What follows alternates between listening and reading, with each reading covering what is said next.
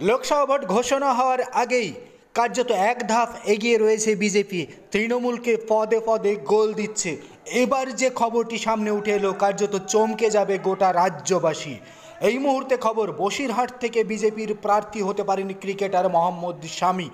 Bangla daily hunt নামক online পোর্টালে যে খবরটি প্রকাশ করা হয়েছে সেটাই আপনাদের সামনে এই মুহূর্তে তুলে ধরছি। বসিরহাট থেকে বিজেপির প্রার্থী হতে পারেন মোহাম্মদ শামি।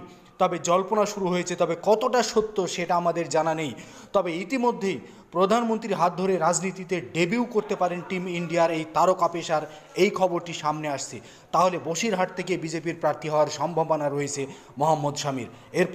এরপর এই জল্পনা তুঙ্গে ওঠে যখন রামপুরে বিজেপি বিধায়ক আকাশ সাক্সেনার সঙ্গে শামির একটি সোশ্যাল মিডিয়া ভিডিও ভাইরাল হয়। তখনই ধরে নিয়েছিল নেটিজেনরা যে শামি এবার লোকসভায় বিজেপির প্রার্থী হতে পারেন। নেটিজেনরা ধরে নেওয়ার সঙ্গে সঙ্গেই সেই খবর এই মুহূর্তে এসে পৌঁছলো যে লোকসভায় বসিরহাট থেকে বিজেপির প্রার্থী হওয়ার সম্ভাবনা রয়েছে মোহাম্মদ শামির। তবে সবটাই সিদ্ধান্ত নেবেন বিজেপির কেন্দ্রীয় নেতৃত্ব।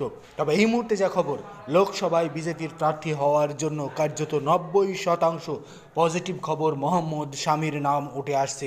বসিরহাট কেন্দ্র থেকেই বিজেপির প্রার্থী হতে পারেন মোহাম্মদ শামি।